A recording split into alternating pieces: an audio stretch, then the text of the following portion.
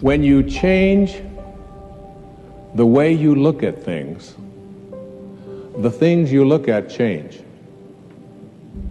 Albert Einstein once observed that the most fundamental and major decision that you have to make in your life is this: do I live in a friendly or a hostile universe?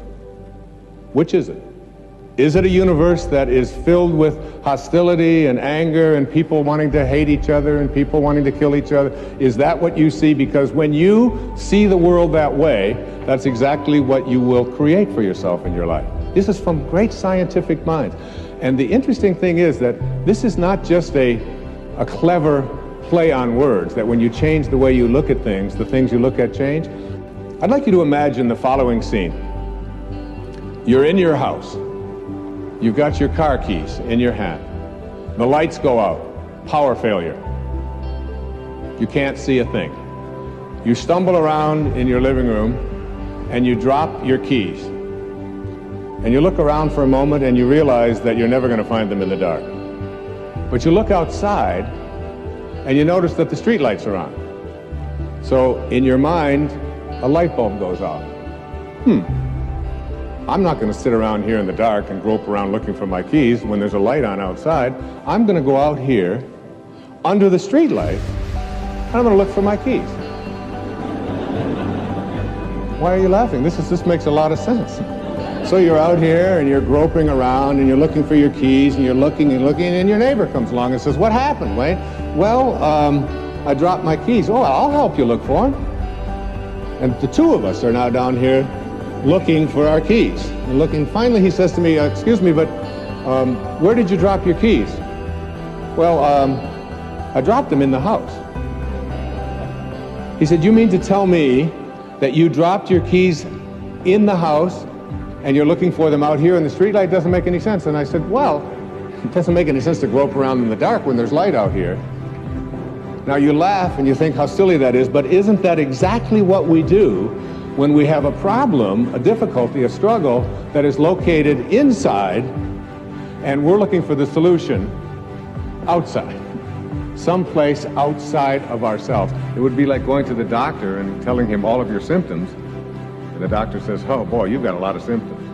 And he starts writing out prescriptions. You need a prescription for this symptom, you need a prescription for that symptom, and finally he gets this 4 or 5, and you go to walk out, and you say, "Well, I'd like my prescriptions." He said, no, I'll give this one to your mother-in-law, and I'll give this one to your neighbor, and I'll give this one to your daughter, and I'll give this one to your father." I mean, you're the one with the struggles and with the difficulties. Expecting somebody else to change or something outside of you to get better in order for you to make your life work is something you have to really take a hard look at. It's in here. And this is a very difficult principle for many people to get, but one that I believe very strongly in. I was in a group one time of drug addicts and alcoholics. And the sign on the wall said, "There are no justified resentments in this group." What I said to that group that night was, no matter what anybody says to you here, no matter what kind of anger comes directed towards you, no matter how much hate you may encounter showing up in your life, there are no justified resentments. Meaning that if you carry around resentment inside of you about anything or about anyone, and I'm talking about the person that you lent money to and hasn't paid you back, I'm talking about the person in your life that you feel was abusive in your life, I'm talking about the person who walked out on you and left you for somebody else, I'm talking about all of the things that you have justified in your heart and in your life that you have the right to be resentful about. And I'm suggesting to you that those resentments will always end up harming you and creating in you a sense of despair. No one ever dies from a snake bite. The snake bite will never kill you. You cannot be unbitten. Once you're bitten, you're bitten. But it's the venom that continues to pour through your system after the bite that will end up destroying you. There are many ways to get the things that we want for ourselves in our lives, but basically, it all begins with how we choose to think. As you think, so shall you be. 7 little words that I think are perhaps the most important things that we can learn and master in our lives. This old proverb notion that I become what I think about all day long. And once you know that what you think about is what expands, you start getting real careful about what you think about. You don't allow your thoughts to be on anything that you don't want or that you wouldn't want to have manifest or show up for you in your life. Have a mind that is open to everything and attached to nothing. One of the central principles of my life is that no one knows enough to be a pessimist about anything. And that each and every one of us, when we close our mind to what is possible for us or what is possible for humanity, closes off the genius that resides and lives in each and every one of us. Having an open mind doesn't necessarily mean finding fault with all of the things that you've been taught by others. It means opening yourself up to the potentiality and the possibility that anything and everything is possible. So having a mind that is open to everything and attached to nothing really means finding within ourselves the ability to get rid of a trait that I find so common in the contemporary world.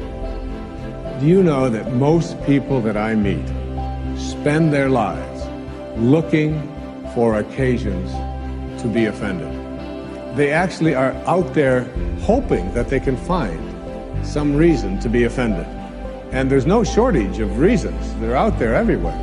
The way this person dressed, what this person said, they turn on their TV, they hear the news, they're offended by this. Someone used language that they didn't like, someone doesn't share the same customs that you, and people all day long. In fact, if you keep track tomorrow, you will find probably 100 reasons that you can go around being offended. But a mind that is open to everything and attached to nothing is a mind that says, I'm never looking for anything to be offended by. And that whatever anybody else out there has to say, my response to that is, that's an interesting point of view. I've never considered that before.